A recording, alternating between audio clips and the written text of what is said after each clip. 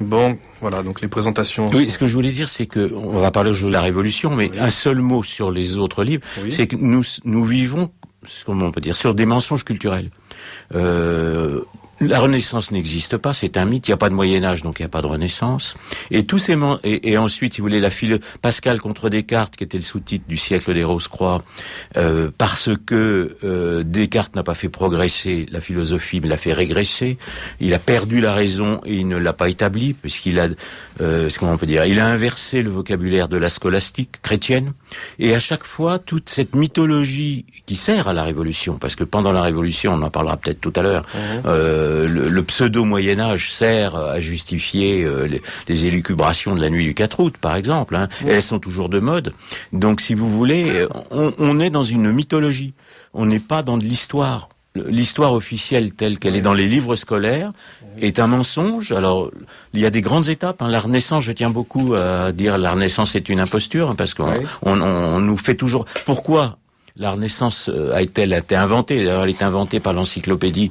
Donc, je raconte ça dans le siècle des ténèbres, parce qu'évidemment, le siècle que l'histoire officielle appelle les Lumières, moi je l'appelle les ténèbres, hein, puisque la vraie lumière vient de Dieu. Donc, de partir du moment où on est contre Dieu, c'est qu'on est dans les ténèbres.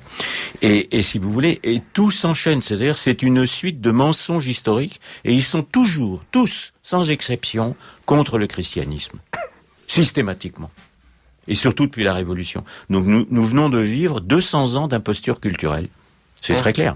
Avec de temps en temps des retours en arrière, parce que certains mensonges ne tiennent plus. Donc, si vous voulez, des historiens finissent par admettre que.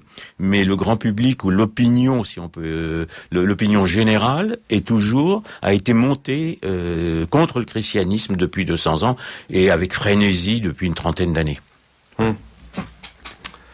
Bon, très bien. Donc, la Révolution s'inscrit dans ce mensonge, puisque la Révolution ne s'est pas du tout passée comme elle est dans les livres scolaires. Oui, nous allons probablement donner quelques exemples au fil de la discussion. Alors, je voulais vous demander, de façon un peu taquine, qu'apporte de neuf ce livre, donc, au regard de l'abondante littérature liée à la Révolution française, dont nous disposons déjà? Si j'écris des livres, c'est parce que je les ai pas trouvés ailleurs. C'est bien.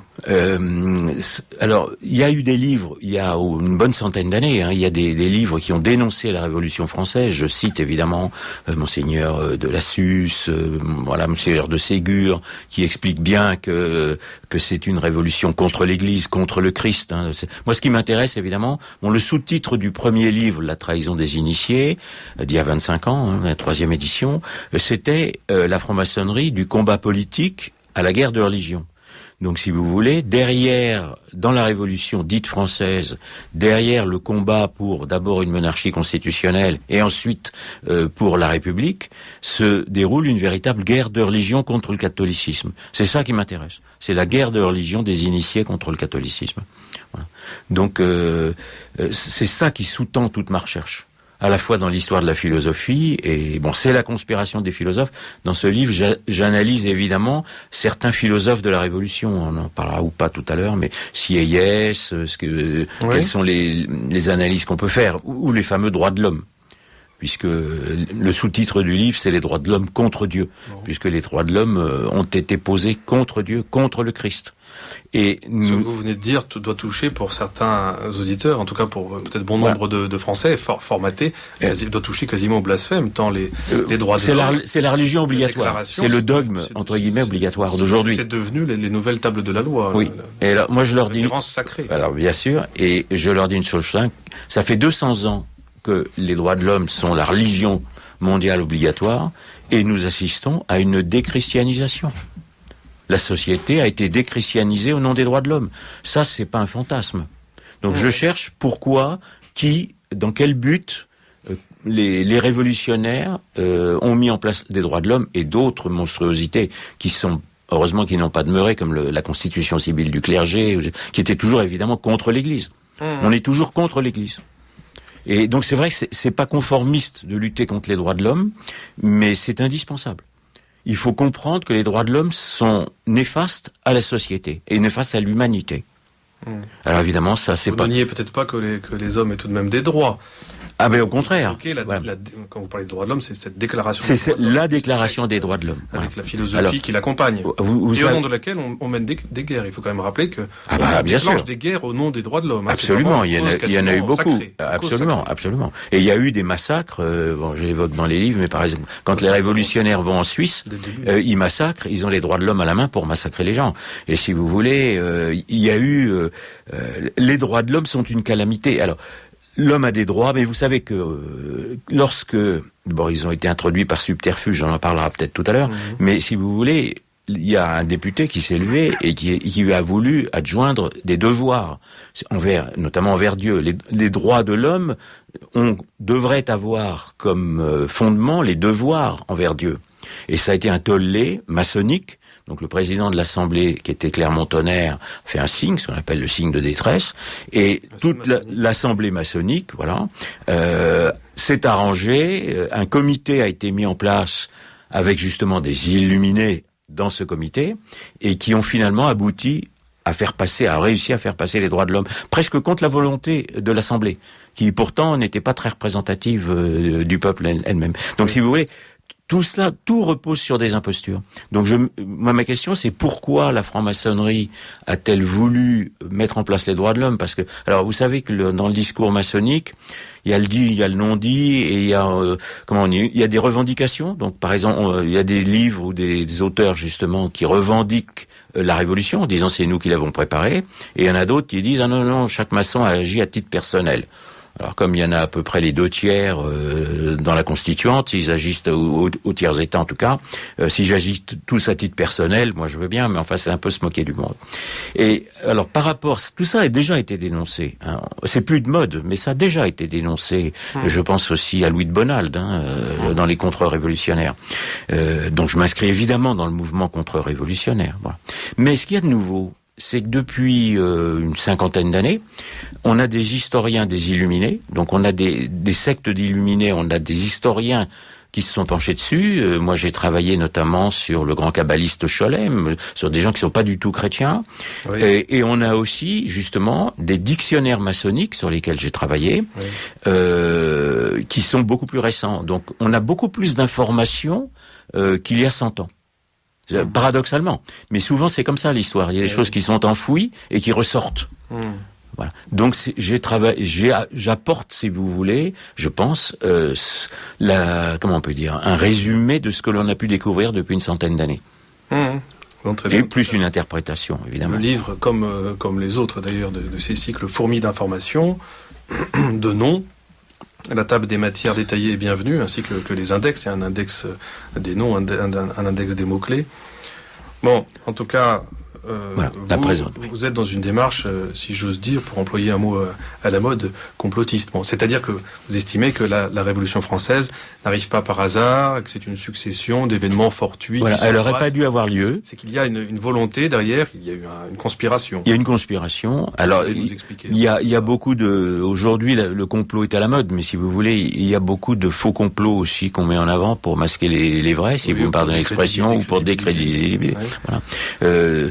La révolution n'aurait pas dû avoir lieu. Il y a une crise économique, mais la France a été riche, le peuple a été heureux. D'ailleurs, la révolution, alors premier mensonge de l'histoire officielle, la révolution n'a pas été faite par le peuple. Ce n'est pas le peuple de France qui a fait la révolution. Bon. Il y a évidemment, quand il y a des événements, alors les événements sont prévus, il y a des plans de révolution qui ne se déroulent pas comme prévu d'ailleurs, comme aujourd'hui. Heureusement pour nous. Parce que si tout s'était passé comme prévu, et il y a aussi une certitude, si vous voulez, c'est y compris dans les loges maçonniques, c'est qu'il y a des querelles entre eux. C'est-à-dire qu'en ce moment, vous avez toujours ce qu'on appelle des obédiences qui luttent pour les places. Bon, elles se réunissent. Elles sont quand même réunies par une religion commune qui est la gnose. C'est pour ça que j'ai aussi travaillé sur la gnose, qui est une connaissance réservée aux initiés. Bon. Et connaissance qui apporte le salut. Voilà. Et qui est réservée à des initiés. Oui. Enfin, donc c'est absolument incompatible avec le christianisme, absolument. Et si vous voulez, voilà. Et il y a la même action. Aujourd'hui, il y a des plans qui sont prévus. Certains, malheureusement, arrivent à aboutissement, mais pas tous. Donc il faut lutter. C'est pour ça aussi que nous sommes décroisés, c'est qu'il faut défendre notre religion chrétienne, son intelligence. C'est pour ça que je me suis penché aussi sur l'intelligence du christianisme, pour dire c'est pas une religion, un dogme qui serait pas rationnel, etc. Il y a une construction et ensuite une philosophie chrétienne qui a été la scolastique, qui a été détruite par la philosophie moderne. Et la philosophie moderne, Descartes, fausse lumière, révolution. Voilà. Et donc fausse lumière, illuminée. Il est évident que les illuminés naissent dans la philosophie des Lumières. C'est la même fausse lumière. Donc les siècles des ténèbres, et tout remonte évidemment au XVIIe siècle, donc le fameux siècle des Rose-Croix, qui disaient tenir leur lumière de Lucifer. Donc nous sommes vraiment dans l'inversion du vocabulaire. Je vois. Les mots chrétiens sont retournés en leur contraire depuis 2000 ans, systématiquement par les adversaires du christianisme. Parce que illumination, un chrétien peut être un illuminé. Le premier baptême s'appelait illumination, mais par le Saint-Esprit, évidemment. Bien sûr. Donc les illuminés, sont dans la suite des fausses lumières. Ce sont des prétendues lumières. Ce sont des sectes, donc on va venir peut-être. La première partie, c'est sur les sectes d'illuminés. Si vous voulez, voilà. Je voudrais vous demander une précision parce que vous parlez de révolution des illuminés et puis là vous nous avez beaucoup parlé de franc-maçonnerie. Pourriez-vous nous préciser alors la franc-maçonnerie, tout le monde voit à peu près, bien qu'il y ait quelques idées fausses. Bon, beaucoup. Mais les illuminés, c'est un peu plus vague. Alors on peut penser surtout aux Illuminati de Bavière, c'est la secte la plus connue, sinon la seule dans ce domaine. Mais quels sont les illuminés en général et quels sont les liens avec la franc-maçonnerie? Est-ce qu'il n'y a pas d'identité Alors il n'y a pas d'identité. Voilà, ce sont des sectes qui naissent à partir de 1760 à peu près. Et en gros, comment on peut dire, elles sont hors franc-maçonnerie ou dans la franc-maçonnerie. Mais même les illuminés qui sont hors franc-maçonnerie tiennent leur ésotérisme de ce que l'on appelle les hauts grades de l'écossisme, donc qui lui était en France, ce que je raconte dans le siècle des ténèbres à partir des années 30, 35, 38. Et c'est une suite de l'écossisme. Et l'écossisme, qui évidemment n'est pas écossais. Le problème avec la franc-maçonnerie, c'est que tout le vocabulaire est mensonger pour que les gens s'y perdent. Et à l'époque, ont été créées des multitudes de grades, plus grades, on devient un grand prince de tout ce que l'on veut. Et ça a été fait pour enrôler les nobles, notamment, dans la marche vers la Révolution. Donc ça a été fait dans les loges maçonniques ou hors des loges maçonniques, et tout l'intérêt, c'est de se pencher sur les liens entre les deux. Quand le Grand Orient, vous savez que le Grand Orient est créé en 1772, et c'est la suite de l'encyclopédie, donc il y a des rationalistes, Voltaire va être là, Marmontel, Condorcet, etc. Et après va venir la loge des 9 sœurs, mais le Grand Orient lui-même est une réunion, parce qu'il y a eu des bisbilles pendant tout le 18e entre loges, et c'est une réunion avec justement ce que l'on appelle des Écossais, des initiés écossais, qui ne le sont pas, mais on l'appelle comme ça. Et donc, si vous voulez, mais pas tous.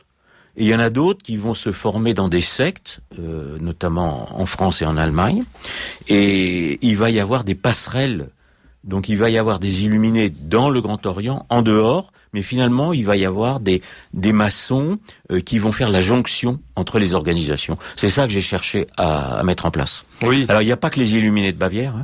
Je les cite brièvement, vous voulez qu'on... On va en dire quelques mots. Quelques mots. Bon, en tout cas, tout au long du livre, on retrouve un certain nombre de personnages, aux noms parfois connus et sulfureux, tels que Cagliostro ou le comte de Saint-Germain, Weishaupt évidemment. Oui. Et puis d'autres noms connus dont on ne sait pas toujours à quel point ils sont initiés. Mirabeau, Lafayette, Talleyrand. Alors, Mirabeau, Lafayette, Talleyrand sont des illuminés. Ils sont maçons et illuminés. Donc, on le sait pas d'une façon générale. C'est pas tellement l'aspect d'eux qu'on met en avant. Absolument. Habituellement. Donc, ça c'est très important. Oui.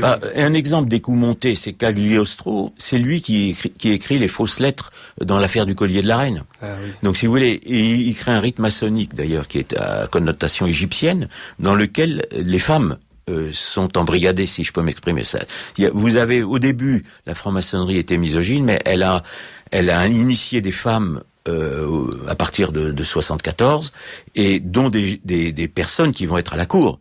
Madame de Lamballe, qui est auprès, la princesse de Lamballe, est maçonne, si vous voulez, est auprès de Marie-Antoinette. Horriblement oui, bien sûr. Et elle est pas la seule. C'est-à-dire qu'il y a des femmes, et puis le coiffeur est franc-maçon, le maître de musique. C'est une infiltration de la cour qui avait déjà commencé sous Louis XV, où il y avait des loges pour les nobles et puis des loges pour le personnel. Et ça continue. Et donc, la différence, c'est qu'il va y avoir des illuminés. Les illuminés, c'est vraiment des gens qui pratiquent ce que l'on appelle la théurgie, c'est-à-dire c'est des sciences occultes, magiques, qui sont censés faire descendre les esprits dans l'être humain. Oui. On est dans des délires ésotériques, on est dans de l'occultisme. Oui, mais ça a un énorme succès. Donc Cagliostro, dans l'affaire du collier, Mesmer, qui fait passer un fluide subtil dans un baquet d'eau. Mais il y a beaucoup de nobles à la cour qui sont initiés là-dedans, c'est terrible, oui, dont Lafayette. On est surpris par le nombre de nobles absolument. Qui sont initiés. Alors, ecclésiastiques aussi. Et d'ecclésiastiques aussi, oui, évidemment. Alors c'est un peu des abbés du 18e, mais ils n'ont pas vraiment la foi. Mais il y en a même qui sont carrément plus qu'apostats, parce que il y a des abbés. L'abbé Sieyès, qui est un abbé, c'est vraiment épouvantable. Bon, voilà. Alors que la franc-maçonnerie avait été condamnée très tôt. Très tôt. Et condamnée 38, réitérée 51, etc. Réitérée régulièrement, très fréquemment, dans les termes les plus véhéments. Voilà. On ne peut pas être catholique et franc-maçon. Et c'est toujours d'actualité. Même si le texte de 83 est moins net, mais il n'a pas levé la condamnation. Soyons très clairs. Donc c'est de facto. Oui. Et c'est prouvé par les faits. C'est pas une histoire d'obédience. Non, c'est pas une histoire, c'est une condamnation générale. Voilà. Oui. Il y a eu au XXe siècle des tentatives, pas rentrer dans les détails, il y a des obédiences qu'on appelle régulières et irrégulières, depuis 1877, mais tout est condamné. Parce qu'il y a eu des tentatives de jésuites qui ont voulu se rapprocher d'obédiences dites régulières. Bon. Mais non, ça n'a pas été levé. Voilà.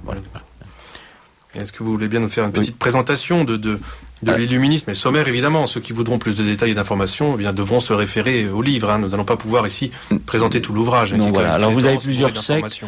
Celle qui est des élus Cohen. Alors les élus Cohen, qui est fondée par Martinez de Pasquali, et qui va avoir en France deux disciples qui sont Claude de Saint-Martin, qu'on appelle le philosophe inconnu, et Villermoz.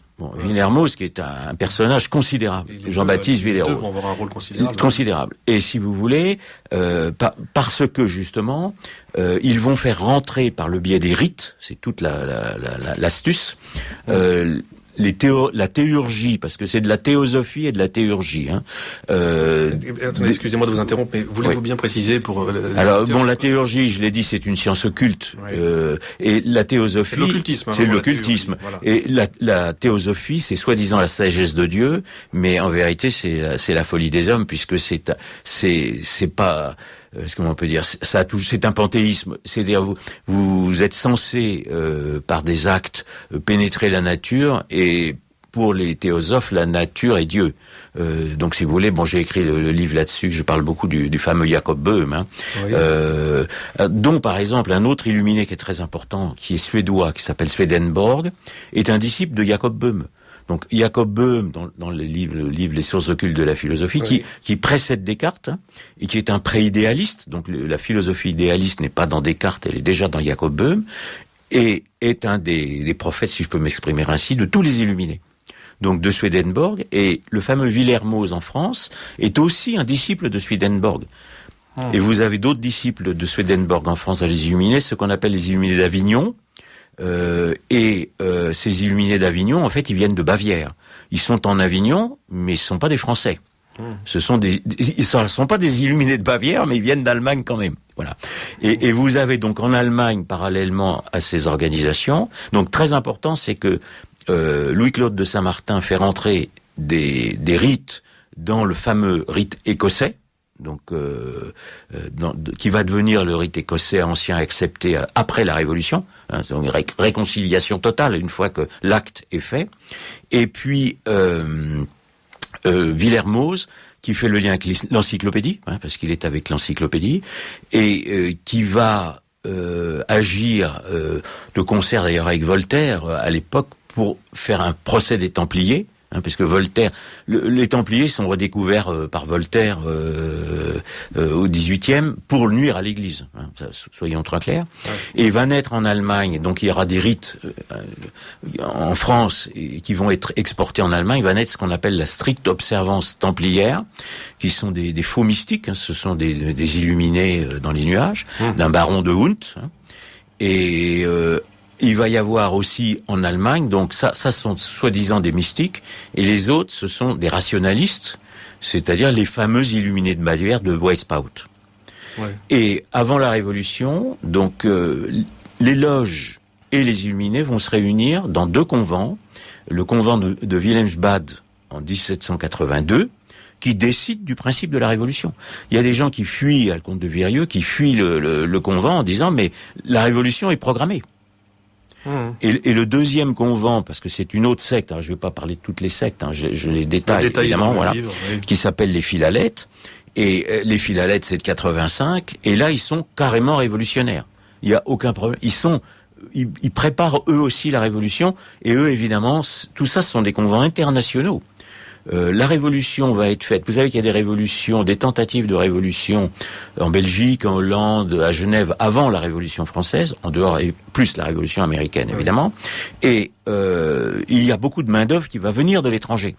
La plupart des groupes que l'on va retrouver à la pseudo-prise de la Bastille ou dans les massacres, le 10 août ou des choses comme ça, ce sont des étrangers.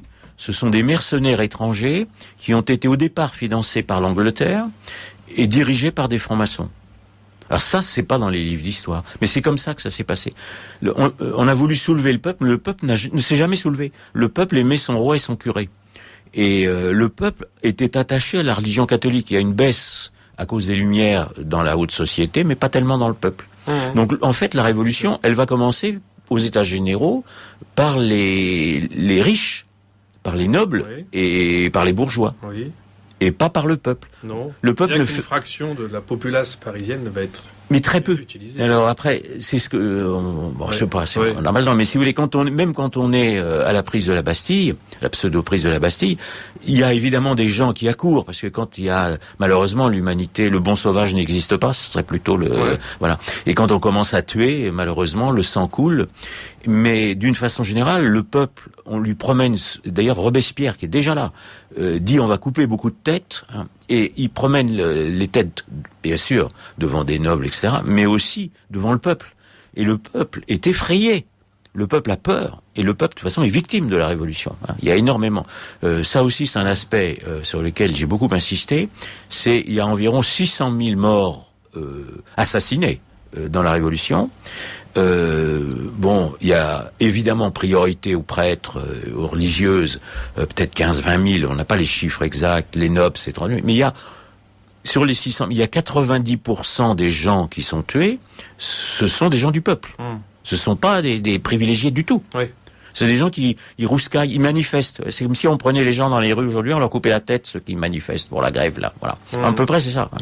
Et, ce qu'on oublie souvent aussi, c'est qu'il y a beaucoup d'enfants.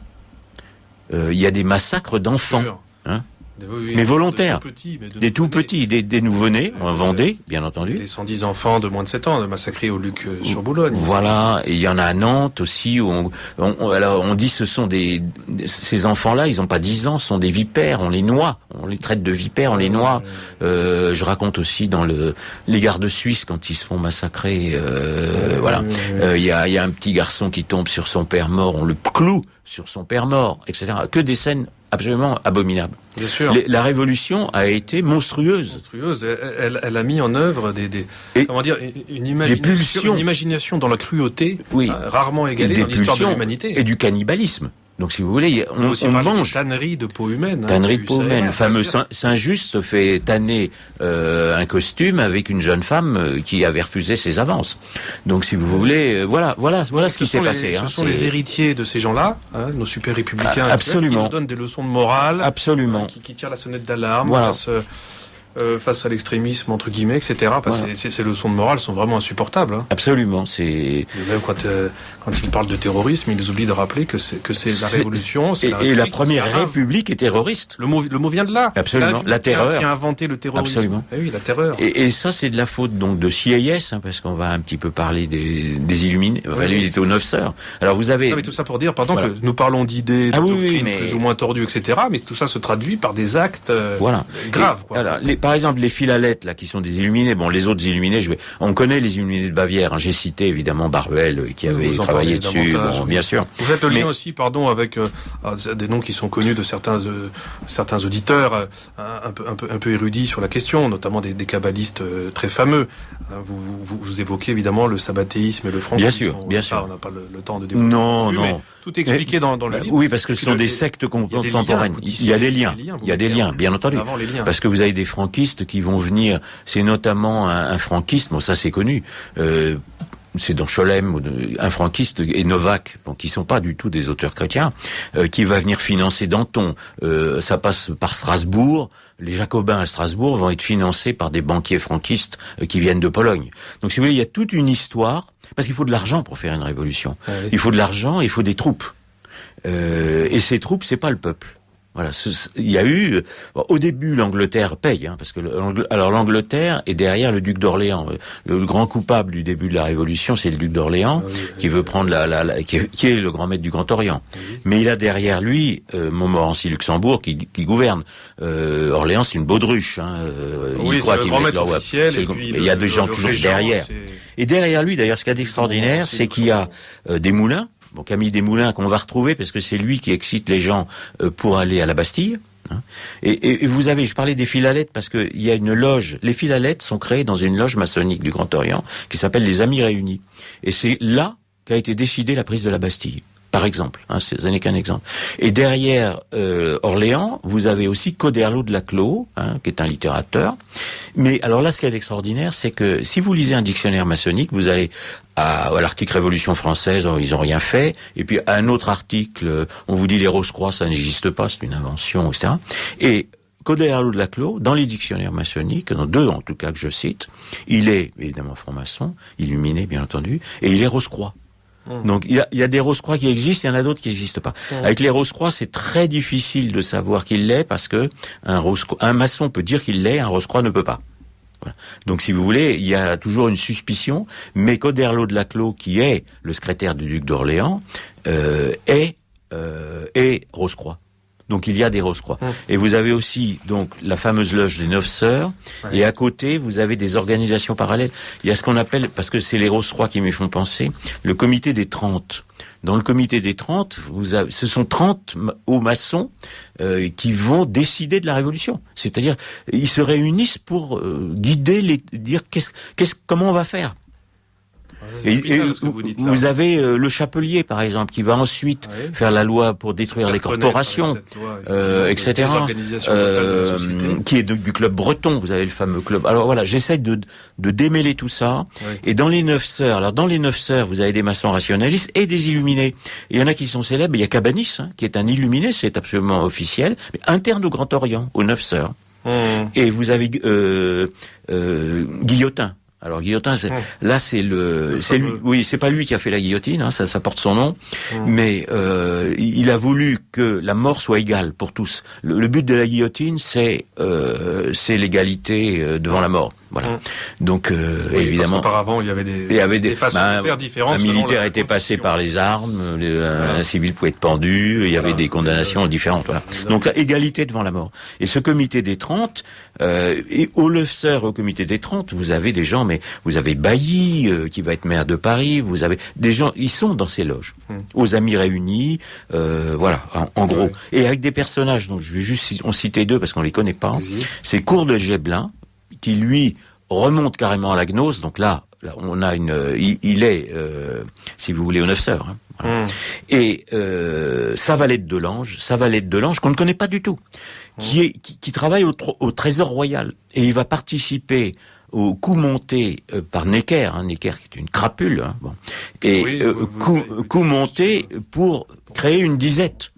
Donc ils vont trafiquer les comptes, et ils vont provoquer des famines, quasiment, en empêchant les bateaux de débarquer. Enfin voilà, je raconte tout ça.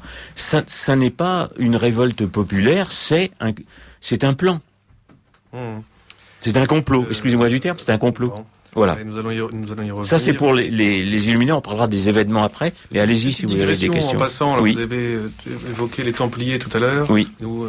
Que pensez-vous de cette filiation templière que l'on prête à certaines sectes ou que revendiquent certaines sectes? Alors, si vous voulez, les francs-maçons l'ont revendiqué à partir de Ramsay, le fameux chevalier de Ramsay dont je parlais dans le livre d'avant. Excusez-moi, ce sont des personnages considérables qu'on ne connaît pas. Ce sont les personnages de l'ombre.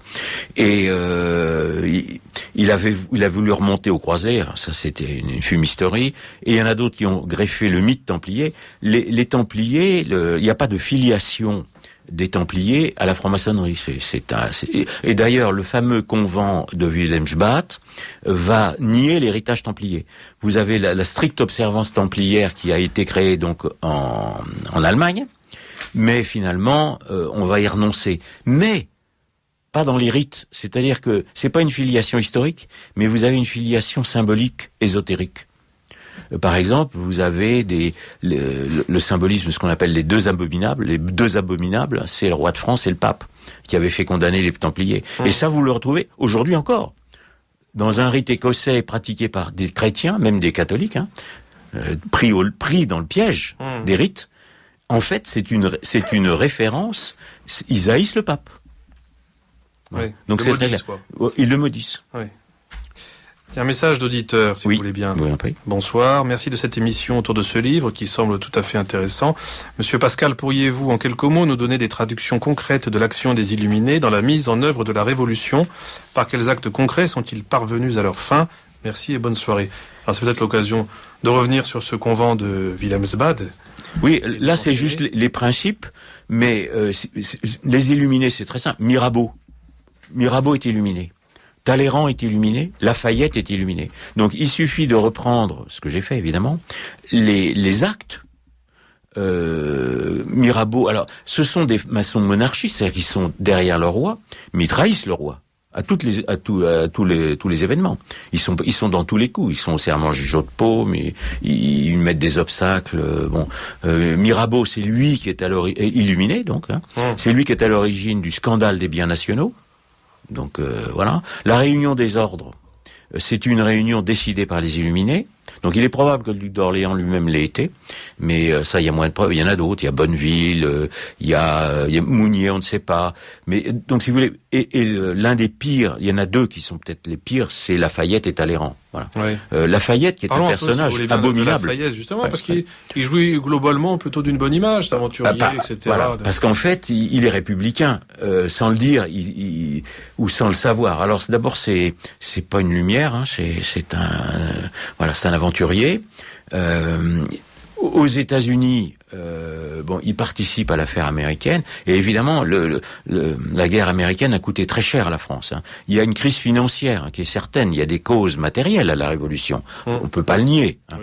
Il y a plusieurs aspects, mais il y en a qui se démontent d'eux-mêmes. Par exemple, on vous dit l'accession au pouvoir des bourgeois, mais les bourgeois, les rois ont eu beaucoup de ministres bourgeois, et ils s'opposent aux nobles. Mais dans la Révolution, ils vont se réunir. Évidemment, réunion maçonnique, c'est pour ça que le tableau qui illustre le livre, c'est les trois ordres qui se réunissent devant un temple maçonnique. C'est un tableau qui date de la Révolution, que j'ai mis en illustration. Enfin, l'abolition des privilèges bénéficie tout de même... C'était peut-être une envie un peu jalouse d'une partie de la bourgeoisie. Oui, aussi, bien sûr. Mais si vous voulez, ils sont quand même réunis. Et les causes économiques ne sont pas les seules. Et les réformes, le roi avait fait beaucoup de réformes. Turgot a fait quand même un certain nombre de réformes.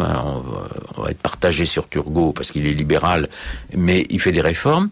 Par exemple, il y a le servage, tout ça s'est aboli. Les protestants ont un statut. Le roi charge Malesherbes de préparer un statut des Juifs. Si vous voulez, toutes ces catégories sociales n'auraient pas dû faire la Révolution. Il y a pas de doute. Et comment on peut dire d'autres? Lafayette va être celui qui va... Donc il est pris dans les sectes d'illuminés, il va aux États-Unis, qui est une révolution aussi maçonnique. Washington, tout le monde est franc-maçon, et je raconte ça, il y a un chapitre sur la Révolution américaine, parce que tout bascule avec ce qu'on appelle la patente Morin, ce qui est un texte maçonnique pour faire évoluer les choses aux États-Unis. Donc, si vous voulez, tout ça s'insère dans une préparation pour la Révolution française. Et tout ça va revenir en France sous la forme d'un projet de déclaration des droits de l'homme amené par Lafayette. Et Lafayette va être à la tête des gardes nationales. Il est placé à la tête par 2 illuminés.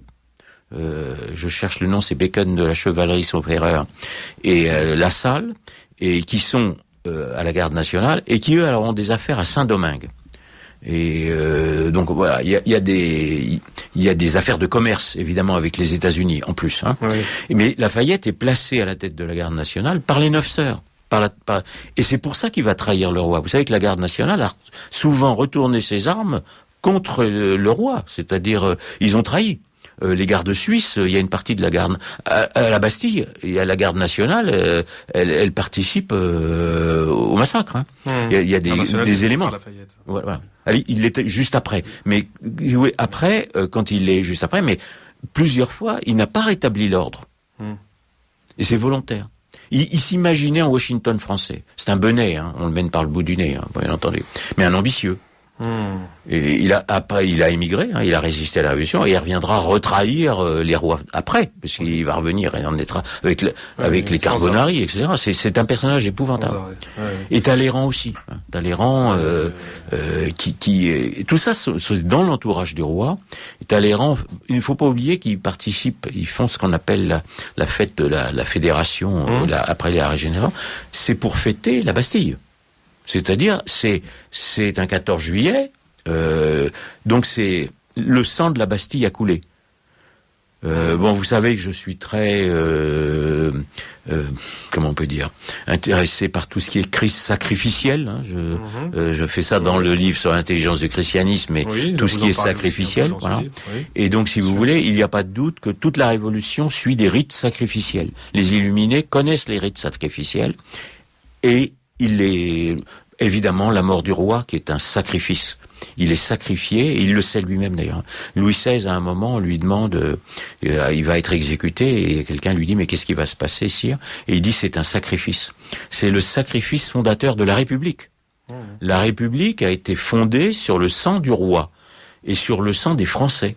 Oui. La première République est terroriste en Vendée, et la première République a fait couler le sang des Français.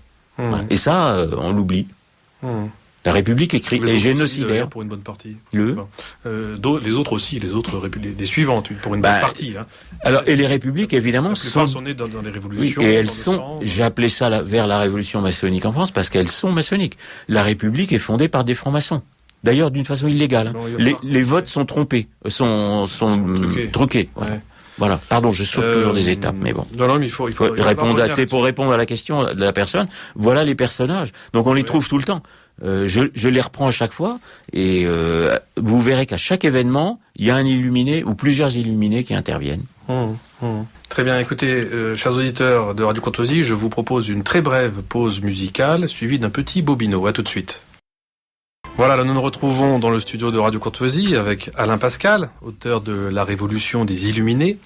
Alain, voulez-vous ajouter encore quelque chose avant de passer aux droits de l'homme, quelque chose à propos de cet aspect de complot maçonnique? Oui, il y a le complot, et puis il y a les dissimulations, parce que les loges se dissimulent, évidemment. Et alors il y a un exemple très flagrant, c'est que à partir de 91, alors, il y en a qui ferment, évidemment, ils se coupent la tête entre eux, donc il y a des loges où il y a moins de membres, hein, à partir du moment, et en 92, on commence à avoir beaucoup de morts, ils se tuent entre eux. Hein, oui, alors justement, alors permettez-moi de vous interrompre, parce qu'il y a une objection qu'on entend très souvent pour exempter la franc-maçonnerie dans son ensemble, contrairement à ce que vous faites, de son rôle dans la Révolution, c'est que un certain nombre une partie importante des francs-maçons ne voulait pas l'abolition totale de la monarchie, voilà, ils veulent la République, et une bonne partie d'entre eux est aussi passée sur la guillotine. Mais ce sont eux qui ont commencé la Révolution. Ils voulaient une monarchie constitutionnelle à l'anglaise. Le roi a tort d'accepter, et notamment Louis XVI est mort justement sacrifié en héros, parce que c'est quand même son testament est magnifique, c'est quand même un martyr en tout cas, un martyr, voilà. Mais il est mort trop tard, c'est-à-dire que il fallait refuser on en parlera, la Déclaration des droits de l'homme. Et la Constitution, c'est un piège. C'était un piège parce que c'était la gauche à l'époque, voulait la République, et inéluctablement ça menait vers la République, ce que j'essaye d'expliquer. Et c'est certain que les francs-maçons se sont tués entre eux, mais ceux qui, comme Orléans, qui ont commencé la Révolution, ils n'ont eu que ce qu'ils méritaient. Excusez-moi, je n'ai aucune, comment on peut dire, aucune pitié. Ce sont des gens qui ont provoqué des événements absolument monstrueux. Voilà. Et il y a une hypocrisie souvent. Donc c'est pas une excuse. C'est pas parce qu'ils sont tués entre eux qu'ils sont pas responsables des massacres. Bon. Et la deuxième chose, c'est que les loges, justement, à partir de 93, pendant la fameuse terreur, se mettent ce qu'ils disent en sommeil. Donc ils disent, on n'interviewe plus. Pendant la terreur, il y a plus de loges, elles sont fermées, sans sommeil. Ils sont pas, bon. Mais, ils se réunissent dans les clubs. C'est-à-dire que tous les maçons vont dans les clubs et ils agissent de la même façon. Donc ce sont les mêmes qui sont au pouvoir. Dans la terreur, ce sont des maçons qui sont au pouvoir. C'est pareil. Ce sont les mêmes. Donc il y a une hypocrisie. Et il y a même une autre hypocrisie, c'est que vous avez une loge encore qui est créée, qui s'appelle le Centre des Amis, et qui va faire la jonction, et qui va aboutir, mon livre se termine en 99, avec l'arrivée au pouvoir du consulat, et si vous voulez, il va y avoir un concordat en 99, où tout le monde va se réconcilier, toutes les loges vont se réconcilier. Voilà. Donc, vous voyez ce que je veux dire? Il y a une hypocrisie, et ils ont aussi beaucoup comme aujourd'hui, des sociétés qu'on appelle du cercle extérieur, qui agissent pour sociétés culturelles. Il y en a plein, là, je les cite, voilà, qui préparent les événements ou qui participent aux événements. Donc il y a une hypocrisie totale. Et moi je dis toujours, mais s'il n'y a rien à cacher, si on œuvre pour le bien de l'humanité, pourquoi se cacher? Évidemment. Et aujourd'hui c'est pareil. Bon, toute la culture d'aujourd'hui, alors il n'y a pas que des francs-maçons, mais le vocabulaire est maçonnique. La culpabilisation de la pseudo-extrême droite, etc., vous avez eu des mots d'ordre maçonnique, il y a 40 ans. Moi, je les ai connus il y a 40 ans. Donc, si vous voulez, tout ça s'est mis en place. Je suis désolé. Il y a un rôle maçonnique considérable, mais dans l'ombre. Et ça continue aujourd'hui. Ouais. La révolution continue. Et elle est toujours anti-catholique. Aujourd'hui, la destruction des mœurs chrétiennes, elle passe dans la loi. L'avortement, c'est un sacrifice, c'est un sacrificiel. Il est passé dans la loi. La République est avortueuse. Elle a été génocidaire en Vendée, y compris d'enfants, et aujourd'hui elle tue les enfants à naître. C'est un crime contre l'humanité. Ouais. Voilà. Donc je n'innocente absolument pas les loges, même si certains ont été victimes, évidemment, de ce qu'ils avaient mis en route. Ouais. Mais il n'y aurait pas eu la terreur s'il n'y avait pas eu 89. Et dès 89, vous avez quand même... C'est important parce qu'un certain nombre de personnes essaient de distinguer deux révolutions, la bonne de 89 et la méchante de 89. C'est une erreur totale. Et en plus, c'est la même philosophie. Alors, on va parler de droits parce que dès le début, dès le début, le programme est annoncé, enfin, et notamment l'aspect sanglant est annoncé dès le début. Pichot-Bravard en parle pas mal. Oui, je le cite d'ailleurs. Il fait partie des références parce que c'est un bon livre sur la Révolution. Oui, absolument. Voilà. Alors, il parle pas de l'histoire secrète. Cette thèse entre guillemets des deux révolutions. Mais c'est pour innocenter. Mais il y en a pas deux. Elle est une. Elle commence. Oui, tout n'est qu'une suite. Tout n'est qu'une suite, mais aussi de cette fameuse déclaration des droits de l'homme, qui est dès le début, si vous voulez. La déclaration des droits de l'homme, elle se fait au nom de l'être suprême. Et vous allez avoir Robespierre qui va faire le culte de l'être suprême. C'est la même religion. Donc les massacres faits par Robespierre, et d'ailleurs Robespierre est là à la Bastille, il est déjà là dès le début, où Danton et Marat sont là aussi dans les premiers massacres, en septembre 92, ils sont là. C'est Danton et Marat qui vont faire provoquer des massacres, etc. Donc ils sont tous là. Ouais. Alors Marat qui lui a été initié pas en France. Alors vous avez aussi des maçons qui sont pas initiés en France, qui sont pas reconnus, mais ils sont quand même. Lui est initié en Hollande et en Angleterre, voilà, etc. Oui. C'est un message d'auditeur, si vous voulez bien. Oui. Bonsoir. Le roi Louis XVI devait être évidemment informé des menées maçonniques au sein du royaume de France et dans son entourage. Comment expliquez-vous qu'il n'ait alors rien fait contre celle-ci? N'en soupçonnait-il pas la puissance ou les intentions finales? Ou alors manquait-il de volonté ou de courage pour agir? Merci d'avance de vos réponses et de cette émission. Alors c'est très difficile à savoir. Je pense qu'il a sous-estimé Sous Louis XV, il y avait eu le cardinal de Fleury, qui avait vraiment empêché à l'époque les loges déjà quasiment de prendre le pouvoir. Et Louis XV n'avait pas fait attention. Louis XVI n'a pas conscience. Je pense qu'il n'a pas conscience du pouvoir maçonnique. Et comme il en a autour de lui, il pense qu'ils vont le servir. Ils ne pensent pas qu'ils vont le trahir, mais ils l'ont tous trahi. Parce qu'il y a plein de maçons autour de Louis XVI. Donc c'est difficile à dire. Je veux pas juger Louis XVI. C'est pas mon rôle. Moi, ce que je vois, c'est l'aspect monstrueux, et c'est surtout aussi les conséquences de la Révolution, donc que nous subissons toujours aujourd'hui. C'est ça le problème. C'est l'apostasie de la France, en vérité. La France, qui était la fille aînée de l'Église, elle est devenue la patrie des droits de l'homme. Ouais. Donc en fait, elle a porté l'apostasie dans le monde entier. Les droits de l'homme, elle a gangréné le monde entier. Il y a une culpabilité, je suis désolé.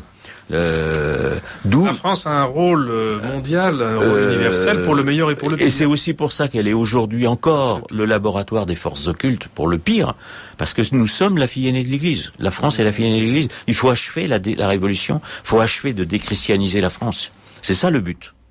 Il y a une remarque d'auditeur en passant, si vous voulez bien. Est-il vrai que le nom de convention vient de convent ? Je le donne comme tel, oui, absolument. La convention, de toute façon, la convention, c'est une réunion de maçons. Il y a les présidents, tout le monde. Ça c'est un indice fort de l'origine. Bien sûr, convention, oui, absolument. Maçonnique. Voilà, oui. Il faut passer à la suite, parce que le temps file. Parlons un peu des droits de l'homme, quand même. Oui. C'est même le sous-titre de l'ouvrage, les droits de l'homme contre Dieu. C'est la deuxième partie, d'ailleurs, de votre livre. Les droits de l'homme contre Dieu. Alors, je vous laisse commencer. Que leur reprochez-vous, ces droits de l'homme ? On l'a déjà dit un petit peu au début, mais je vous laisse développer. Où l'on se place sur un plan théologique, où on se place dans ce qu'on appelle le droit naturel. Et à partir de ce moment-là, Dieu n'existe plus. Donc les droits de l'homme sont proclamés au nom de l'être suprême. Et l'être suprême, c'est le Dieu philosophique. C'est aussi le grand architecte de l'univers des francs-maçons. Faut pas. C'est une transposition. Et là, je rejoindrai évidemment le grand Blaise Pascal quand il avait dit le Dieu des philosophes, c'est pas Dieu. Voilà. Et le grand architecte de l'univers, c'est le singe de Dieu. Je suis désolé de dire ça. Il est reconnu d'ailleurs par les francs-maçons qu'il n'est pas le Dieu. Il l'appelle Dieu, mais il n'est pas le Dieu. Pourquoi ? C'est parce qu'il s'inscrit dans le cadre c'est un démiurge, c'est ce qu'on appelle un ordonnateur ou l'horloger, etc. C'est interne au cosmos. Bon, évidemment, pour que l'homme ait des droits, il faut qu'il soit fondé en métaphysique. Or, en métaphysique, l'homme a par exemple une liberté et une raison, et même une égalité devant Dieu, pas dans l'existence, parce qu'il y a eu l'incarnation, et parce que nous sommes à l'image de Dieu. Donc, à partir de ce moment-là, nous avons en nous, comment on peut dire, nous portons en nous une personne, une image de la personne, et donc l'autre devient notre frère. Donc, il y a évidemment une égalité devant Dieu, mais pas dans l'existence. Et nous sommes libres. Vous savez que le christianisme est la seule religion de tous les temps qui accorde une liberté à l'être humain. Dans toutes les traditions et dans toutes les religions, le destin est collectif. Donc nous sommes libres parce qu'il y a eu le Christ. Ce sont des faits théologiques. Or, là, les droits de l'homme sont affirmés dans le cadre d'un droit des Lumières, c'est-à-dire d'un droit qui s'oppose à Dieu. Et l'être suprême étant le singe de Dieu, l'être suprême est le diable. Et d'ailleurs, ces droits sont uniquement verbaux. Parce que on affirme par exemple le droit à la propriété, là on est en août 89, et dès le mois de novembre, sur la proposition de Mirabeau, illuminé, les biens nationaux. Donc donc la propriété elle est violée tout de suite. L'Église, les biens de l'Église sont volés littéralement. Volés tout de suite.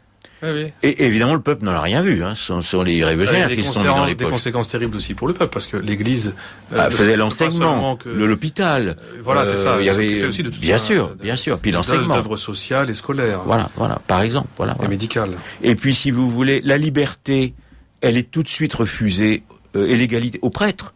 C'est-à-dire que dès qu'il y a la constitution civile, ceux qui ne prêtent pas le serment sont mis à mort. Donc, où est la liberté de conscience ? Et il y a d'ailleurs un prêtre qui demande à Information, je sais plus son nom, je crois que c'est Barnave, mais je suis pas sûr, qui lui dit mais moi ma conscience dit la loi est votée, votre conscience n'existe plus. Du temps du roi, la grande différence, c'est que du temps du roi, le français était le sujet du roi, mais il était aussi un sujet au sens philosophique avec une âme, c'est-à-dire un individu au sens chrétien avec une âme. Le citoyen, il devient l'esclave de la République. D'ailleurs, ce qui est très extraordinaire dans les droits de l'homme, c'est que c'est les droits de l'homme et du citoyen. Donc l'homme, qui c'est l'homme? L'homme, c'est l'initié. C'est pas vous, c'est pas la populace, l'homme. Hein. L'homme, c'est l'initié. Et donc le citoyen, puisque c'est la déclaration des droits de l'homme et du citoyen, c'est que le citoyen, c'est pas l'homme. Hein. C'est l'homme qui a des droits. C'est l'homme qui est libre, égal et fraternel. C'est pas le citoyen. Et pourquoi? C'est parce que le franc-maçon ou l'illuminé est libre, égal et fraternel. Bien sûr, c'est la chaîne d'union. Tandis que le citoyen, il devient l'esclave. Et ça se répercute dans deux ordres. D'abord, on est obligé de participer aux gardes nationales et les guerres. La Révolution instaure la conscription, donc c'est plus une armée de métier. Et les gens sont réquisitionnés. Hein. Ils veulent pas aller à la guerre, les jeunes. Puis on leur donne des piques. En face, vous avez des soldats professionnels. Hein. Ils se font massacrer. Mais s'ils vont pas à la guerre, on les tue. Donc c'est où tu vas tuer ou on te tue. Voilà. Ouais. Et donc, si vous voulez, c'est ça le fondement des droits de l'homme. Ce sont les droits des grands initiés contre Dieu. Parce que, évidemment, les grands initiés sont les adversaires de Dieu. C'est pour ça que j'ai mis en sous-titre les droits de l'homme contre Dieu. Et je reprends ce que j'avais dit, nous en avons la preuve. Ouais. Donc voilà. Et bon, après, je sais pas si on va parler des guerres, mais c'est pareil. Mais il faut bien aussi comprendre que l'article 6 est éloquent à ce sujet, que ces droits de l'homme sont une véritable... Bon, vous l'évoquez, bien sûr, et vous venez de le dire, mais pour voir à quel point c'est une subversion de l'ordre naturel, absolument, et traditionnel. C'est début de l'article 6, la loi est l'expression de la volonté générale. Voilà. Donc déconnexion totale. Il n'y a plus de transcendance. De la loi naturelle. On est dans l'immanence, absolument. De la loi morale. Oui, parce que le mot naturel, et même de la loi, nous l'employons, mais eux aussi, dans le sens naturaliste, c'est pas le même mot. Non, mais c'est le même mot, justement. C'est-à-dire de toute norme morale qui ne vient pas de l'homme lui-même. Oui, et alors... C'est le libéralisme moral. Absolument. Total. Voilà, c'est l'homme contre Dieu. Évidemment, ça autorise tout. Hein, bien sûr. Il suffit que la volonté, à tel moment, décide que la chose est bonne. Puis il n'y a pas de volonté générale. Donc la volonté générale, l'opinion publique aujourd'hui aussi, elle est trompée. Tout ça est hypocrite. Tout ça est hypocrite. Oui. Voilà. Donc ça, c'est l'utopie de Rousseau, évidemment. Mais Rousseau était moins utopiste qu'on croit. Parce que Rousseau, lui, il dit qu'il faut des guides au peuple. Et pour lui former l'opinion. Donc, il n'était pas tellement démocrate. Non, mais bien sûr que non. Oui. Alors, il y a un bon démocrate, le premier démocrate, vous savez qui c'est? C'est Robespierre. Il est démocrate, c'est le début, c'est le premier démocrate. Alors, il commence bien, hein. Moderne, ça commence bien. Déjà... Oui, non, mais j'entends sur le plan moderne. Bien sûr. Ça commence bien. Hein. Et, oui. Et il est peut-être Rose-Croix. Alors ça, c'est une hypothèse, hein, parce qu'il est avec un autre monstre qui est Carnot. Alors vous avez toujours les lycées Carnot, le boulevard Carnot, etc. Bon. Carnot, qui était en Vendée et dans les guerres, se conduit évidemment comme c'est épouvantable. Et ils font tous les deux partie d'une société littéraire à Arras et qui s'appelle les Rosati. Et donc je me suis penché sur les Rosati, et les Rosati, ils ont toutes les croyances des Rose-Croix. Ils vénèrent la rose, etc., le vin de la connaissance, tout ça, ça y est. Voilà. Donc ils sont très probablement Rose-Croix. Et sur Robespierre, je fais aussi une allusion à tout le symbolisme de la montagne. Vous savez qu'il y avait dans les sectes, la fameuse secte des Achachines dans l'islam chiite, avec le vieux de la montagne. Bon, symbole repris par Rousseau avec le vicaire savoyard. Et Robespierre, quand il monte, il bâtisse une montagne. Que ce soit c'est très intéressant. Alors là, on va être au directoire. On va d'abord, la terreur, puis après le directoire. Vous avez des cultes qui sont mis en place pour éliminer le catholicisme. Vous avez les persécutions, évidemment, des catholiques. Oui, sur les droits de l'homme aussi, chose très intéressante à rappeler, en 91, je crois que c'est en mars ou en avril, le pape condamne les droits de l'homme. Donc les droits de l'homme ont été condamnés par le pape. Oui. Oui. Donc aujourd'hui, l'Église conciliaire vénère les droits de l'homme, mais il devrait y penser. Le pape a condamné les droits de l'homme, parce qu'il a très bien compris. Il faut relire ce texte. Ouais. Il faut relire ce texte, bien sûr, et l'analyse. Donc moi, je fais des analyses, évidemment, en référence à la théologie. Il est évident que je fais les critiques en chrétien. Oui, c'est encore autorisé. Bon, donc profitons. Tiens, un message auditeur, qui nous ramène un peu en arrière, mais je voudrais quand même donner un peu la parole aux auditeurs. Bien sûr. Il y a pas mal de messages, je ne sais pas si nous pourrons tous les dire, mais je vous lis au moins celui-ci. Bonsoir, cette émission est extrêmement intéressante. Je voulais demander à Alain Pascal si Louis XVI avait réellement été initié à la loge dite des trois frères, entre guillemets, qui fut celle du futur Charles X et de Louis XVIII. Voilà, j'arrête là parce qu'ensuite il y a des compliments et malheureusement mon assistant n'est pas là pour les lire, donc ça me gêne. Mais c'est du pipeau. Voilà, pardon, je ne sais pas si on peut dire ça, si c'est du français, mais bon, si vous voulez, voilà, on crée des fausses initiations, ils nient certains, parce qu'ils ont des rôles tellement épouvantables, des gens comme Talien, etc., des assassins terribles, il y en a qui sont niés, puis qui sont reconnus après Barras, qui est un monstre aussi, etc., Fouché, et par contre, non, Louis XVI et ses frères n'ont pas été initiés. Il y a eu des tentatives. Non. En tout cas, je ne les donne pas. Il y a eu j'en parle peu parce que c'est pas le sujet. Mais de toute façon, ça serait pas une excuse. Si vous voulez, en Angleterre, les rois, alors je ne sais pas sur Charles, mais les rois ont été mis à la tête de la franc-maçonnerie, mais c'est des potiches. C'est pas eux qui dirigent la franc-maçonnerie. Donc il y a une tentative en France, avec Louis XV déjà. Justement, le fameux Ramsay veut créer un rite pour faire comme en Angleterre auprès de Louis XV, et heureusement Fleury l'empêche. Alors peut-être il y a une tentative de récidive, Louis XVI et ses frères, mais moi je ne les donne pas. Et vous savez qu'il y a quand même beaucoup d'auteurs maçons qui disent non, c'est pas vrai. Hein. Alors il y en a qui disent c'est vrai, et il y en a d'autres qui disent c'est pas vrai, comme beaucoup. Vous trouvez dans les historiens maçonniques eux-mêmes des contradictions. Il y en a qui disent oui, celui-là l'est, lui celui-là l'est pas. Et c'est le cas. Il y a quand même beaucoup d'auteurs qui disent bien que Louis XVI et ses frères ne sont pas maçons. Donc moi, je ne les donne absolument pas maçons. Bon, dans tous les cas, Charles X n'a pas mené une politique maçonnico-compatible. Son frère, c'est plus discutable. Non, c'est des polémiques, on n'en sort plus. Ah tiens, il y a un chapitre... Ça sera un livre prochain, cher Thibaut, sur le 19e siècle, l'absurde 19e siècle. Stupide, plutôt. Stupide, c'est Léon Daudet. Je trouve un peu sévère, il y a eu des belles choses tout de même dans le 19e. Bon, je travaille dessus. Tiens, quelques mots...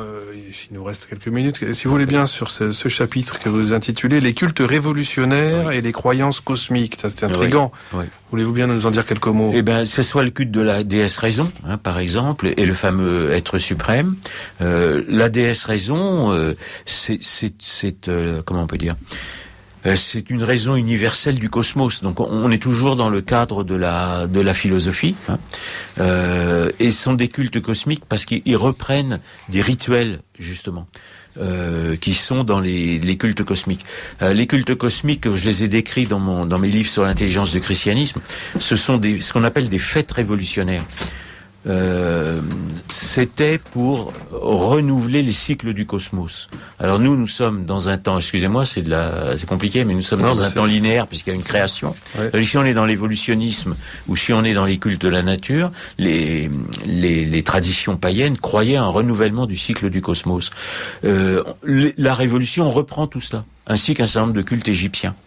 Et le problème de ces cultes, c'est que tous les ans, pour fertiliser la terre-mère, abreuve le sillon. Pour abreuver le sillon de la terre-mère, et faire couler le sang impur. Ça, ce sont des rites sacrificiels des cultes cosmiques. Et on les retrouve dans le culte de l'être suprême de Robespierre. Mais déjà dans le culte de la raison. Le culte de la raison qui est exclu. Ils sont tous faits contre le christianisme. Le but, c'est d'éliminer le christianisme. Le fameux calendrier républicain. Donc il y a un prêtre aussi qui demande à Rome qui est un initié franc-maçon, égyptien, maçonnerie égyptienne. Pourquoi vous faites le décadaire ? Il dit c'est pour supprimer le dimanche. C'est très clair. Et à chaque fois, on veut empêcher, évidemment, on tue les prêtres. Voilà, ce que je voulais dire, c'est qu'il y a aussi eu une résistance du peuple. Les gens ont célébré des messes clandestines, et quand ils se faisaient découvrir, c'était la guillotine. Donc si vous alliez à la messe clandestine, ils cachaient les prêtres, et c'est quand ils étaient découverts, ou dénoncés, parce qu'évidemment il y a des dénonciations, la guillotine. Ouais, donc, oui. Mais ils ont quand même résisté. C'est-à-dire mais contrairement à la religion a persisté en secret, en résistance. Ah, oui, mais nous n'en sommes pas tout à fait là. Il y a eu de très nombreux actes d'héroïsme, un peu partout en France. Hein. Oui, tout à fait. Il ne faudrait pas croire qu'il n'y a qu'en Vendée ou en Bretagne qu'il y a eu de la résistance, mais évidemment c'est là que c'était le plus notable et les conséquences ont été les plus tragiques, surtout surtout en Vendée. Mais il y a eu de la résistance discrète ou même des rébellions sur une grande partie du territoire national. Bien sûr. Alors surtout après le directoire, parce que le directoire c'est une période pourrie, donc il y a de l'argent partout, les gens sont... C'est aujourd'hui le directoire, hein, c'est à peu près ça.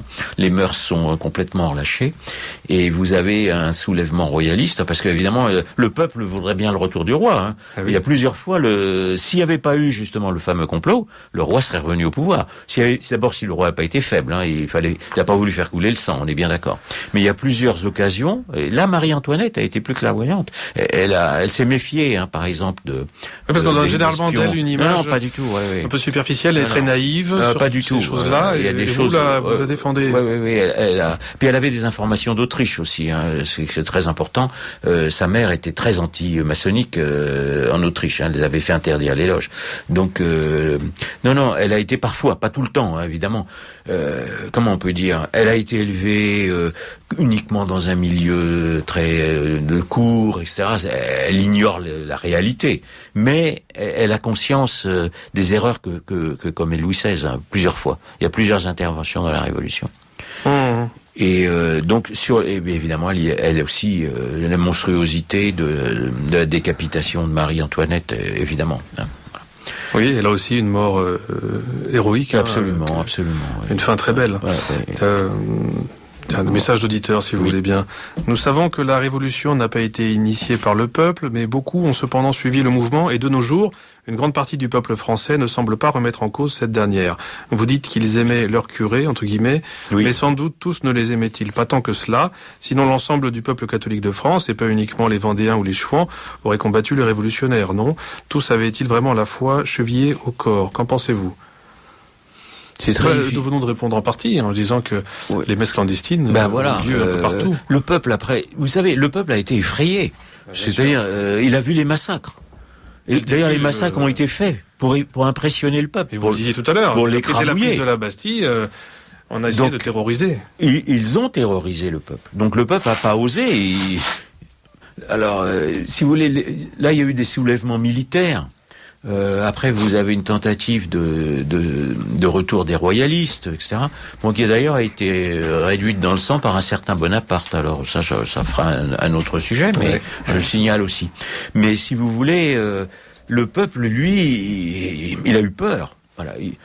Alors vous avez des éléments du peuple qui évidemment ont participé. Mais j'ai presque envie de dire de la racaille. Excusez-moi de dire ça. Un autre message. Mais est-ce qu'aujourd'hui le peuple, est-ce que nous allons nous lutter? Comment nous pouvons lutter? Vous voyez, c'est la même position. Nous aussi, nous sommes sous une pression. Nous avons eu. C'est pas la guillotine, ça a été une seringue. Mais si vous voulez.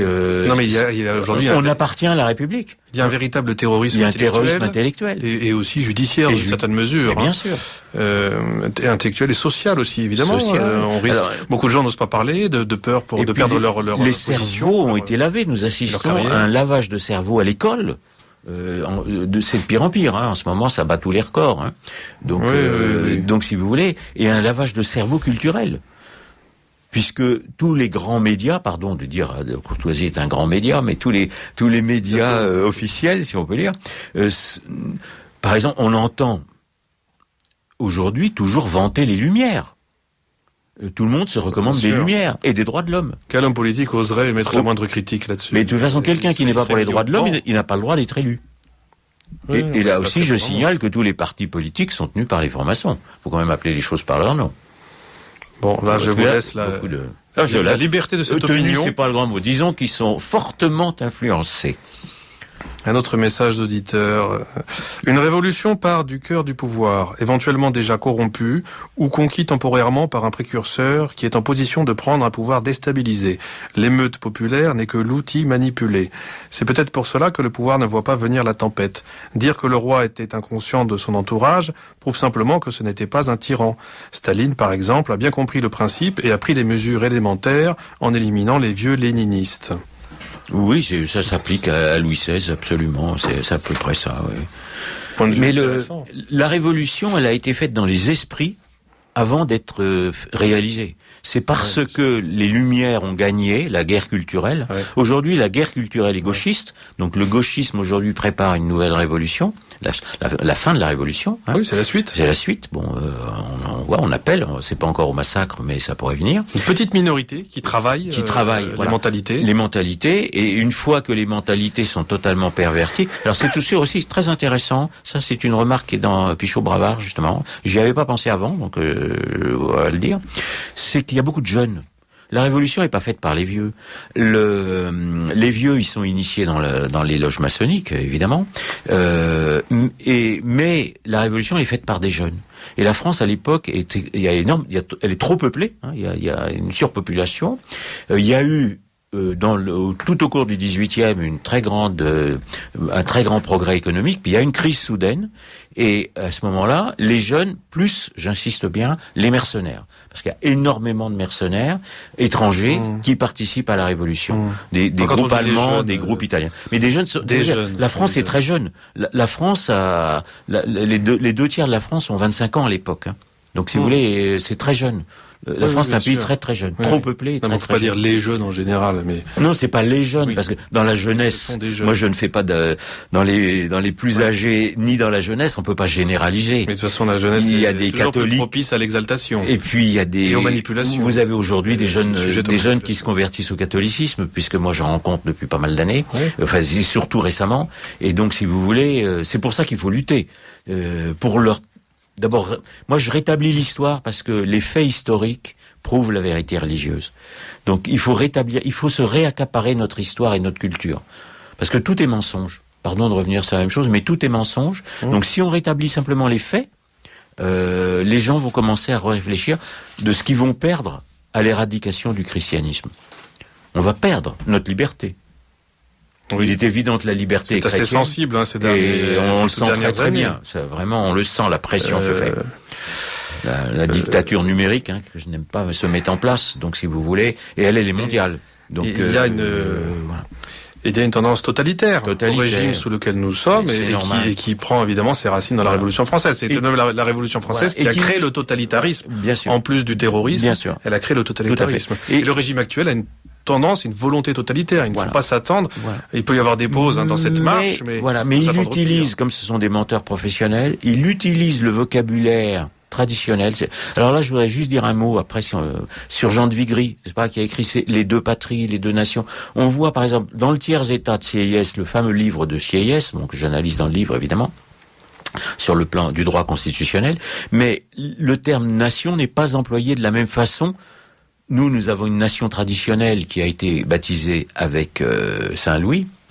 Avec Clovis, excusez-moi, lapsus, et dont Saint-Louis va être le plus grand. Oui. Et la nation telle que la conçoit la Révolution, c'est la mise à mort de la nation traditionnelle. La patrie, c'est la terre de nos pères. Oui. Or, on tue le père du peuple. Le roi est le père du peuple. Oui. Donc la patrie révolutionnaire est le contraire de la patrie au sens traditionnel. Oui, et bien elle n'a rien d'enraciné, de charnel. Cette patrie révolutionnaire, on est dans le domaine des idées. Vous avez d'ailleurs un philosophe qui est la harpe, qui est franc-maçon, demeurant, qui a été voltairien, et quand il est en prison, il se convertit au catholicisme, et il écrit un livre en 97, dans lequel il dit le propre de la révolution, c'est d'inverser le vocabulaire. On gagne parce qu'on a inversé le vocabulaire. Donc j'insiste énormément. La subversion des mots. La subversion des mots. Mais je crois que c'est Platon qui disait déjà que la fraude des mots. C'est le premier pas dans la perversion de la cité, quelque chose comme ça, la fraude des mots. Mais nous le vivons absolument. Et donc les mots capitaux ont été subversifs. Les mots chrétiens, par exemple le rationalisme de saint Thomas, liberté, raison, inversé en rationalisme cartésien. Voilà. Descartes, je précise aussi, mis à l'index. Donc, avis aussi à ceux qui disent qu'il est chrétien. Excusez-moi, mais tous mes livres s'enchaînent. Ouais, moi, je fais tous les siècles. Hein. Voilà. Ouais. Bon, écoutez, il va falloir conclure tranquillement. Un mot, si vous voulez bien, sur la République, la guerre et la terreur. C'est l'un de vos chapitres finaux. Oui, bon, comment la guerre sert de prétexte à la déchristianisation. Oui, parce que voilà, et on y revient à dès qu'il y a des défaites, à la déchristianisation. Absolument. Des défaites, on va dire, c'est de la faute des chrétiens. Voilà, si vous voulez, de ceux qui veulent pas se battre pour la révolution, etc. Ouais. Donc on va, puis ils vont se servir aussi de la guerre. Parce que comme ils piquent dans la caisse, hein, pardon si c'est un petit peu vulgaire, et qu'évidemment les gens retournent à la misère, on va mettre ça sur le dos de la guerre. Hein, on va pas mettre ça sur le... voilà. Mais que de la surprise. Ce que je voudrais dire, si vous voulez, c'est que on vit donc sur un mythe révolutionnaire. Il faut mettre fin à ce mythe révolutionnaire. Il faut se réaccaparer notre histoire. Et moi, je suis un contre-révolutionnaire. Hein, il faut, soyons très clairs. Alors, on n'y est pas à la contre-révolution, mais il faut au moins la théoriser. Bon. La préparer, la voilà. Et il faut faire renaître la France, parce que la France, nous, la fille aînée de l'Église, aujourd'hui, elle est soumise. Il n'y a pas d'autre mot. C'est-à-dire que notre patrie est entre les mains de l'anti-France. Hein. Nous sommes dirigés par l'anti-France, hein, et c'est pas d'aujourd'hui. Donc il faut abolir les droits de l'homme. Donc moi, si vous voulez, je demande l'abolition. L'idéologie des droits de l'homme. L'idéologie des droits de l'homme, si vous voulez. Ouais. Et puis il faudra bien un jour, et pour refaire renaître la France, il faut que la France redevienne catholique. Donc il faut qu'un jour le catholicisme redevienne la religion d'État de la France. Je vais être très net. Sinon, la France ne mérite plus de vivre libre. Elle vivra. Tout court, hein, c'est ce qui lui pend au nez, tout de même. Nous y sommes. Nous y sommes. Nous en sommes à l'étape pas tout à fait finale, mais nous y sommes. Ouais, donc, plus de liberté pour les individus. Nous sommes à la croisée des chemins. Nous sommes à la croisée des chemins. Donc, il faut lutter. Et donc, si vous me permettez cette conclusion, et vous y rajouterez, je ne sais pas, je dis toujours, puisque le catholicisme est nécessaire à l'humanité, que les droits de l'homme l'unissent et que le catholicisme est indispensable à la survie de l'humanité, parce que c'est son salut. On peut pas, il n'y a pas de salut en dehors de l'Église. Donc, rétablissons l'histoire. Il faut reconquérir l'histoire. Et très simplement, je dirais, n'oubliez pas, tous catholiques, nous sommes des croisés. Voilà. Nous sommes des croisés. Nous menons une croisade. Moi, je mène une croisade culturelle, et il faudra une croisade politique. Il faudra un jour qu'il y ait quand même un candidat catholique. Ça serait quand même indispensable. Oui. Alors là, il faudrait faire une émission peut-être sur ce thème des croisades, parce que là aussi, il y a tout un tas de mythes tout à déconstruire. Hein, bien sûr. Alors, je l'avais déjà évoqué dans un de mes livres, mais ça va revenir. Voilà. Oui. Bon. Très bien. Écoutez, merci Alain Pascal pour ce tour d'horizon. Nous avons... Voilà, j'espère que nous avons donné envie aux auditeurs de devenir des lecteurs. Alors, je donne les références, ce que je dis, je cite des dictionnaires, il y a beaucoup de notes, on peut lire sans les notes ou avec les notes, mais on est obligé de donner les références parce que sinon on dit que vous inventez. Donc, il vaut mieux donner des références, évidemment, surtout dans des matières. Alors il peut y avoir des erreurs. Et quand il y a des cas discutables, il y a des cas de Saint-Just, ça se discute, mais je dis ça se discute. Voilà, il y en a qui disent oui, il y en a qui disent non. Voilà, j'essaye de donner les informations. Bon, en tout cas, c'est un livre qui, comme les autres, fourmi d'informations, de noms, d'itinéraires. Ça donne matière à réflexion. Voilà, donc c'est la Révolution des Illuminés d'Alain Pascal aux éditions des Cimes, un beau livre, 29 €. Voilà, que vous dédicacerez, ça et là. Oui. Et on pourra retrouver, je suppose, les annonces de dédicaces, les dates sur votre site alainpascal.com. Sur le site de la librairie française sera annoncée la dédicace, la rencontre dédicace qui aura lieu avec vous, donc le 1er juillet, samedi 1er juillet après-midi. Voilà, donc merci beaucoup de votre participation. J'espère que les auditeurs que nous aurons choqués par cet entretien un peu politiquement correct nous pardonneront, mais bon, un petit peu de débat après tout, surtout dans ces matières où il y a beaucoup de choses à dire et à découvrir et à faire découvrir. Tout cela ne fait pas de mal. Merci beaucoup Alain Pascal et à bientôt.